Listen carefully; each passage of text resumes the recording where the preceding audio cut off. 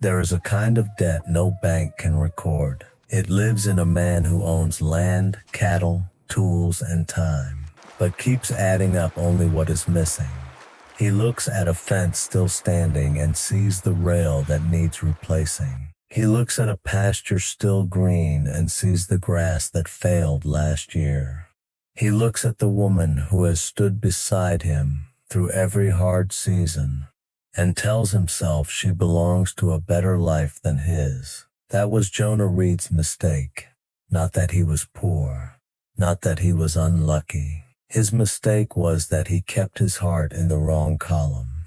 Jonah was 36 years old in the spring of 1894, running a small cattle place at the lower edge of the Bitterroot Valley in western Montana. 240 acres. If you counted the rocky ridge nobody could graze. A low-roofed house built by his uncle before the timber warped. A winter barn with one wall that leaned a little farther west every year. 31 head of cattle after the bad January. 2 good horses. 1 old ledger with more red ink than black. And a habit of sitting at his kitchen table after dark, pencil in hand, trying to prove to himself that someday the numbers might stop accusing him. Jonah was not a defeated man. That matters. He worked too hard to be defeated. He rose before light, mended what broke, paid what he owed, and never borrowed a neighbor's labor without returning it twice. But somewhere between his father's lost homestead, his mother's early grave, and 7 straight years of scraping a living out of stubborn ground, Jonah had made a private agreement with himself. Some men were meant to build large lives. Some men were meant to keep small ones from falling apart. He had placed himself in the second group and called it honesty. Then there was Clara Whitcomb. She lived on the adjoining claim to the east, a narrow run of orchard, garden, and meadow that followed Willow Creek down toward town. Her place had been her parents' first, then hers after fever took them within the same winter. She kept apple trees alive in soil everyone said was too thin. She kept a cow fresh when half the valley was buying milk on credit. She kept accounts in a neat blue book and could make $1 walk farther than most men could make 5 run. Jonah had known her for 9 years. He had loved her for almost 7. He had never said the words. Not once. Because love to Jonah had started to feel like a promise a man should not make, unless he could back it with a better roof, a better pasture, and a future with fewer question marks in it. Clara deserved ease. He had told himself that until the sentence sounded noble. It was not noble. It was fear with clean boots on. 9 years of neighboring can look ordinary from the road. It can look like borrowed tools, shared water, and a wave across the fence line. But the road never sees the truth of a thing. The road never sees Jonah riding over before dawn in March because Clara's best milk cow had gone down in the wet pasture. It never sees Clara standing in Jonah's kitchen at midnight, sleeves rolled, packing snow around his burned hand after a lantern cracked in the barn. It never sees the two of them rebuilding the footbridge over Willow Creek after the spring rise took it, each pretending the work was practical and nothing more. It never sees Clara leaving a covered plate on Jonah's porch during haying season because she knew he would forget supper. It never sees Jonah bringing her split cedar before the first frost because he had noticed her woodpile was short. They did not keep score, that was the trouble. If they had kept score, the truth might have shown itself sooner. Jonah knew how Clara sounded when she was trying not to laugh. He knew she pushed loose hair behind her left ear when she was measuring a problem. He knew she took her coffee dark, but cooled it with a spoonful of cream if the morning was already warm. He knew that when she stood very still, looking at nothing, It meant she had already made up her mind. Clara knew things about Jonah too. She knew he hummed without knowing it when he was repairing harness.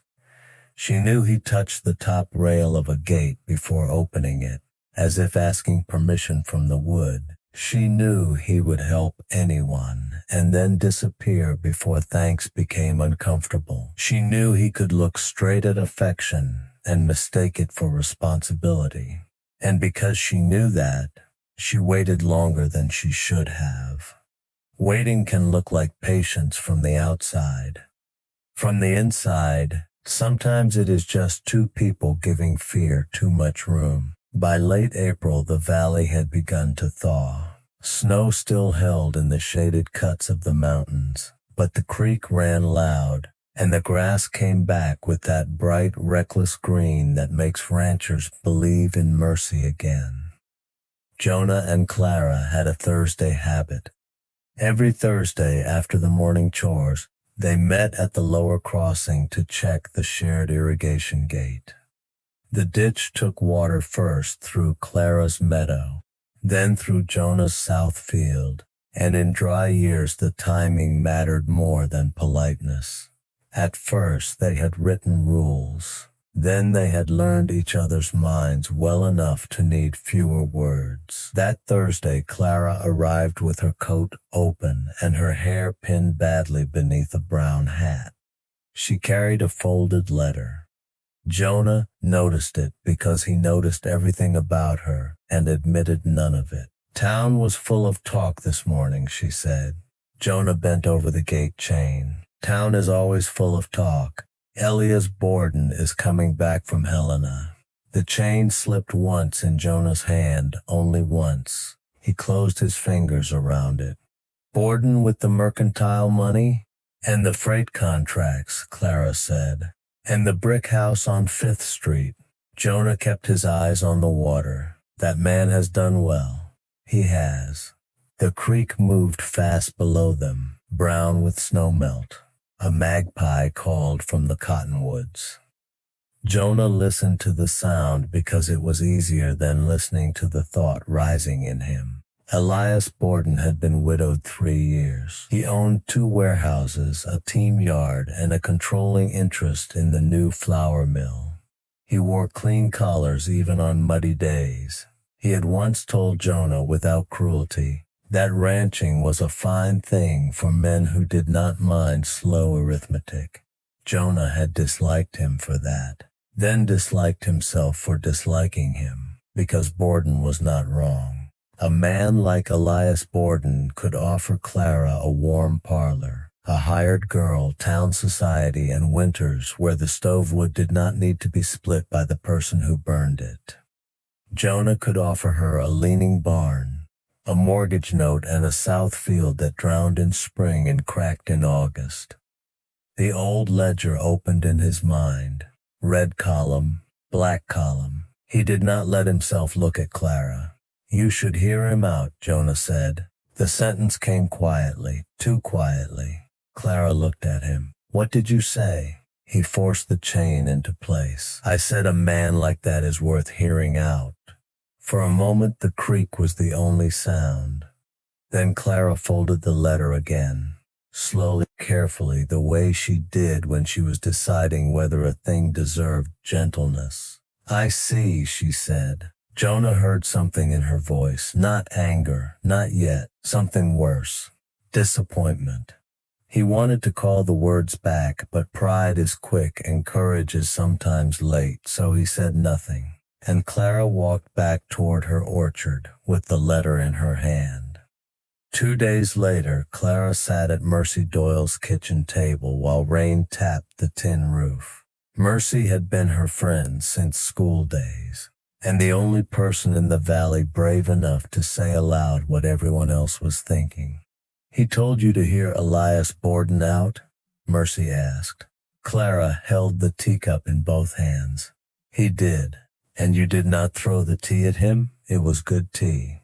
Clara smiled once, but it disappeared quickly. Mercy leaned back in her chair.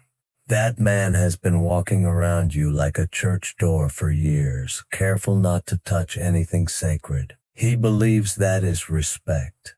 It is cowardice wearing a Sunday coat. Clara looked toward the rain-blurred window. He is not a coward. No, Mercy said. He is brave about everything except the one thing that could make him happy. Clara's eyes lowered. He reads his life like a bad account. Acres, debts, old boards, lost cattle. He puts all of it down as proof against himself. And you? Clara did not answer at first. The rain ran in narrow lines down the glass. Finally she said, I have been keeping a different book. Mercy softened. Then show it to him. Clara shook her head. A man ought to speak. A man ought to do many things, Mercy said. And a woman ought not let a fool's silence hand her life to a warehouse owner. That made Clara laugh despite herself. Then she stopped, because laughter can only carry a truth so far. The next week, Elias Borden came through the valley in a polished carriage with high wheels and a driver who looked as though mud were a personal insult. He called on Clara in the proper way. He brought a paper-wrapped box of sugared almonds from Helena and spoke kindly of her parents. He praised the orchard. He praised the order of the house. He asked if she ever grew tired of managing everything alone. Clara told him every honest person grew tired. He smiled at that as if it were an opening. Jonah saw the carriage from his north pasture. He told himself he had no right to feel the pull under his ribs. He had declined the right by never claiming it. Still, after the carriage left, he repaired a section of fence that did not need repairing. Then another. Then he worked the plane across a warped barn door until the shavings lay around his boots like pale curls. Work was useful that way. It gave pain a shape that looked respectable. For 6 days Jonah and Clara spoke only when necessary, the valley noticed. A valley always notices. On the 7th morning, Mercy Doyle's husband stopped Jonah outside the blacksmith shop and said, My wife says you're being a mule. Jonah stared at him. Your wife says many things, usually true ones. Jonah turned to leave. The man added, She also says Miss Whitcomb is not choosing between you and Borden, because you have never had the decency to step into the running. Jonah stopped. The blacksmith's hammer rang once inside the shop. Jonah looked down at his hands. They were rough, cracked, and darkened by work that never ended. He thought of Borden's carriage, Borden's brick house, Borden's clean cuffs. Then he thought of Clara standing at the irrigation gate, waiting for him to say one honest thing. And he knew, with the kind of shame that arrives without noise, that he had not been protecting her from disappointment. He had been protecting himself. That evening, Jonah opened his ledger. He had meant to add the cost of new nails and salt blocks. Instead, he sat there, pencil still, staring at the page. Mortgage due in September. Feed bill carried from January. Calf losses from the freeze. Harness repair. Fence wire. Everything was true. That was the cruel part. The red column was not imaginary. But across the valley, Clara's lamp burned in the window of the little white house beneath the apple trees. That was true too. Jonah looked from the ledger to the light. For the first time he wondered whether a thing could be true and still not be the whole truth. Thursday came again. The lower crossing waited under a sky so clear it looked scrubbed clean. Clara arrived before him. She wore her brown work skirt and a blue shawl, and her face had the calm of someone who had finished arguing with herself. Jonah wanted to say something at once. Instead, he checked the water gate, because old habits do not surrender just because a man has finally become ashamed of them. Clara watched him. Mr. Borden has asked to call again, she said. Jonah's hand tightened on the gate post. He would. He made his intentions clear.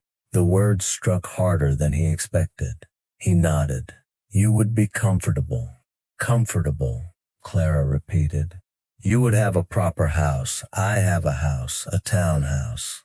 I have never asked for a townhouse. He looked up then. She was closer than he realized. The creek moved below them. The gate chain hung loose between his hands. Jonah heard himself say, Clara, I have no business asking you to tie your life to a place like mine. There it was. Not the whole truth, but closer. Clara stepped onto the flat stone beside the gate. Why? He almost laughed. Because the answer seemed everywhere. Because the barn leans. Because the note comes due before the cattle are fat enough. Because last winter took 7 head, and I still have not made that back. Because your orchard pays steadier than my pasture. Because I can work from first light to dark and still sit down at night with a page that says I am behind. His voice roughened. Because I know what you are worth. Clara looked at him for a long moment. Then she reached out and took the ledger pencil from the pocket of his vest. He had forgotten it was there. She held it between them. This is your trouble, she said. A pencil? No. The idea that only the written numbers get to tell the truth. She sat the pencil on top of the gatepost. Then she put her hand over his. Jonah went still. Not because he had never imagined it. Because he had imagined it too often. Jonah Reed, she said, quieter now. Close the red column. He looked at her hand on his. Start here. The creek kept moving. A hawk turned high over the meadow. The world did not split open. No choir rose. No thunder answered. Only Clara's hand remained on his, warm and certain. While Jonah understood that the life he had been calling empty had been answering him for years. He could not speak. For once silence was not avoidance. It was recognition arriving too large to fit through the door all at once. Clara waited. She had become practiced at waiting. At last he said, I do not know how to read that account. I know. You do? I have suspected it for some time. A breath left him that was almost a laugh and almost grief. I have loved you for 7 years, he said. The words came plain. No ornament, no shelter. Clara's eyes softened, but she did not look surprised. I know that too. That nearly undid him. Then why did you never say so? Because I wanted you to offer me the truth, not a rescue from it. He looked away toward the water. I told you to hear Borden out. You did. I meant to be generous. You meant to be safe. There was no cruelty in it. That made it worse and better. Jonah turned his hand beneath hers and held on. Clara, I have no brick house. I know. No hired girl. I know. No guarantee of gentle winters. Nobody in Montana has that. He smiled despite himself. Her hand tightened. What you have, she said, is the habit of showing up when showing up costs something. You have a word people trust. You have land that answers care, even if slowly. You have hands that repair what other men would abandon. You have stayed through every bad season this valley has given you. And you have me, if you can stop trying to disqualify yourself from your own life. Jonah looked at her then. Really looked at the woman who had crossed mud, weather, grief, work, and years to stand in front of him with the simple courage he had been borrowing from excuses. He bowed his head once, not in defeat, in surrender to what was true. I am sorry, he said. I know. I have been a fool, yes. That was quick. I have waited 7 years. I had the answer ready. This time he laughed, so did she. It broke something open, not loudly, not dramatically, but enough. By noon, Elias Borden's second call had been declined with courtesy so clear, even a merchant could not misunderstand it. By evening, the valley knew Clara Whitcomb would not be moving to Helena, nor into a brick house, nor into any life that required her to leave the man at the lower crossing. Jonah came to call the following Sunday. Properly, awkwardly, with a small paper packet of coffee beans, because Clara had once said the town store had ruined the last roast by letting it sit too near the lamp oil. It was the least romantic gift Mercy Doyle had ever seen. Clara treasured it. After that, Thursdays at the irrigation gate changed, not in the work. The gate still jammed, the ditch still silted. Water still had to be argued with like a stubborn animal. But now the future entered their talk in practical clothes. A roof line, a fence removed, apple crates stored in Jonah's barn after repairs, cattle moved into Clara's lower meadow for late grazing, spring planting, September notes, where a table might stand if two kitchens became one. On a cool evening in May, Jonah sat with Clara on the back step of her house while apple blossoms moved in the dark above them. The air smelled of damp earth and wood smoke. Clara had her blue account book open on her lap. Jonah leaned back against the post. "Are you going to teach me?" he asked. "To read?" "To read properly." She tapped the pencil against the page. "All right." She nodded toward the orchard. First entry, the north row survived the late frost. It did. Second, your south field took water evenly for the first time in 3 years, because you made me reset the head gate. Because you listened when told. That belongs in the miracle column. She ignored that. Third, when Mrs. Vale's boy broke his arm, you left Branding to hitch her wagon. Anyone would have known, Clara said. Anyone says anyone would have, most do not. He looked down. She wrote something in the book. "What are you writing?" "Evidence." He reached for it, but she moved the book away. "No, you are not ready for the full account. I am 36 years old and remedial." He laughed again. The sound came easier now. Clara looked at him across the fading light. "Jonah, the point is not to pretend the debts are gone." His smile softened. "I know. The point is to stop letting them be the only witness." He nodded slowly. That line stayed with him through summer, through the first hard argument about whether to sell 12 steers or keep them over winter. Through the afternoon they took down the fence between the two claims and left the posts stacked like a past they did not need to hate, only stop obeying. Through July heat, August dust, and the old ache that still visited Jonah whenever a bill came due. The red column did not vanish because Clara loved him. No true story works that cheaply. The mortgage still came due in September. The barn still needed bracing. One cow still died calving in a storm so bitter it felt personal. But love did not make the work disappear. It changed who stood inside it.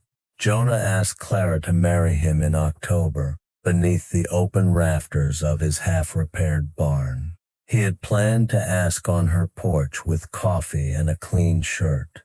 Then a windstorm tore 3 boards off the west wall, and Clara came over with nails in her apron pocket and a hammer already in hand. They worked until the light thinned. At some point she climbed the ladder to hold a brace in place while he drove the nails. Dust hung in the air. The barn smelled of cut pine, old hay, and weather. Jonah looked up at her standing on the ladder, hair coming loose, jaw set, eyes narrowed at a crooked board as if the board had personally disappointed her. And he knew he did not want a prettier moment. He wanted the true one. "Clara," he said. She looked down. "I have been waiting for the right time." "That sounds dangerous." "It is." He wiped his hand on his coat and took out the ring. It had been his mother's, plain gold, worn thin at the back. "I cannot promise you ease," he said. "I know. I cannot promise I will never open the old ledger and believe the worst of myself. I know that too. But I can promise that when I do, I will let you remind me there is more than one column. I can promise I will show up at every gate, every storm, every ordinary morning.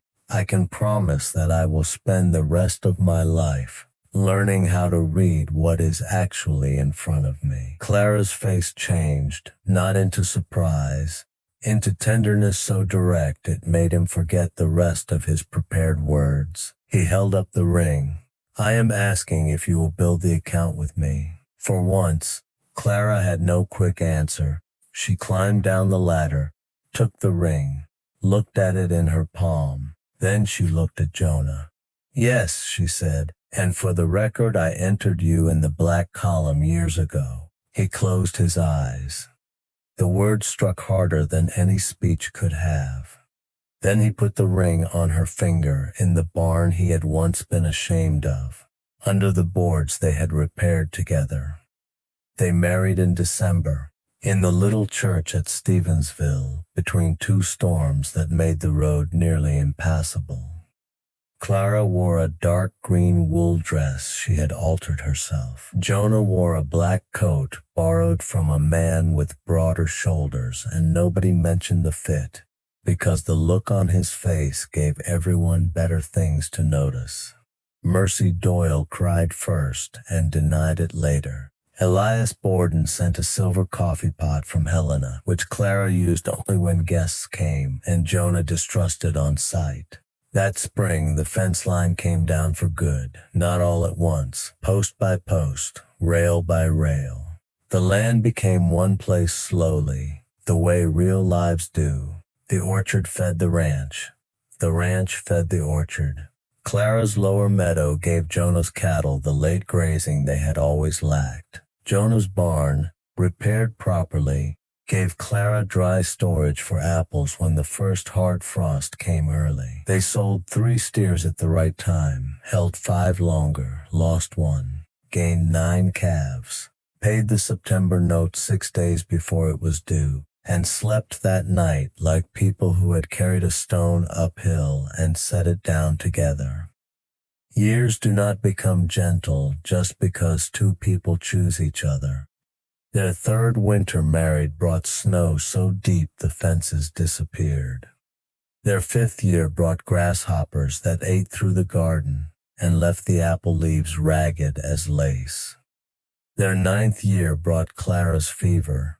3 nights of it, when Jonah sat beside the bed listening to her breathing and made bargains with God he had no authority to make. Their 12th year brought a drought that cracked Willow Creek into separate pools and forced them to sell more cattle than either wanted. But every year also entered the other side of the book. A daughter, Anna, born in the 2nd year, with Clara's eyes and Jonah's solemn way of studying hinges, gates, and adults before deciding what they were good for. A son, Matthew, born in the 4th year, who arrived angry at the cold and remained opinionated about weather for the rest of his childhood, the barn standing straighter after its 2nd round of braces, the orchard producing enough one fall to fill every crate Clara owned and half the empty nail kegs in Jonah's shed, the south field turning thick with hay after they changed the ditch angle by 6 stubborn inches. The debt shrinking, not quickly, not dramatically, but faithfully, line by line, payment by payment, season by season. And Jonah changed too, not into a man who never doubted. That would have been a different kind of lie. He still had evenings when the old arithmetic returned. A cow down, a wagon axle cracked, a letter from the bank. The familiar voice would rise in him, calm and condemning. Not enough, not enough, not enough. But now when it came, Clara had a way of finding him. Sometimes she would say nothing. She would simply sit beside him, open her blue book, and read the other entries aloud. Anna laughing in the apple tree, Matthew asleep on the flour sack after pretending he was helping. 3 neighbors fed through a blizzard. 16 calves healthy. Roof holding, creek running, hands still willing, marriage still alive. The first time she did it, Jonah argued. The 10th time he listened. By the 20th, he had begun adding entries himself. On the evening of their 25th year married, Jonah sat on the back porch while the valley settled into the gold light of late September. The mountains held a clean edge against the sky. The orchard stood heavy with fruit. The barn no longer leaned. The old irrigation gate below the meadow had been replaced twice, but Jonah still touched the top rail before opening it. Habit, Clara said, was the body's memory. Anna was married to a school teacher in Hamilton and had a little boy who believed every horse existed for his personal advancement. Matthew had taken over most of the cattle work and argued with his father in the respectful, infuriating way sons do when they are nearly always right. Jonah's hands ached in the evenings now. His beard had gone iron gray. The old ledger lay open on the table beside him. Not hidden, not feared. Open. Clara came out with 2 cups of coffee. Hers lightened with cream because the day had been warm. She sat beside him. "What are you reading?" She asked the account. "Which one?" He smiled. "The right one."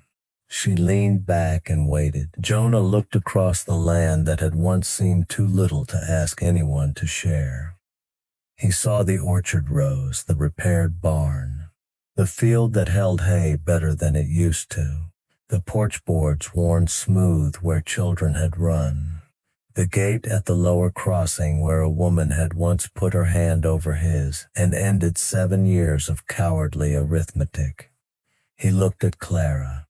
"I was not wrong about the debts," he said. "No, I was wrong about what they proved." She held her cup in both hands. "Yes." He turned a page in the ledger. The paper crackled softly. "I thought a man had to become worthy before he asked for a life." Clara looked at him with the same steady eyes.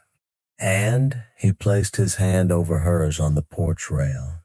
"And all that time, the life was asking whether I would step into it." The last light moved across the orchard. The creek sounded below the meadow, quiet with autumn. Jonah Reed, who had once believed poverty was measured by acreage, debt, and winter loss, sat beside the woman who had taught him better. He had learned that wealth was not the absence of hardship. It was not a clean page. It was not a life with no red ink. It was the hand that stayed on yours while the numbers frightened you. It was the gate repaired again, the orchard blooming again, the barn standing because 2 people kept choosing the boards before they failed. It was 25 years of ordinary proof, stacked so steadily that one day even a stubborn man had to read it. The balance had been in his favor long before he learned how to read it.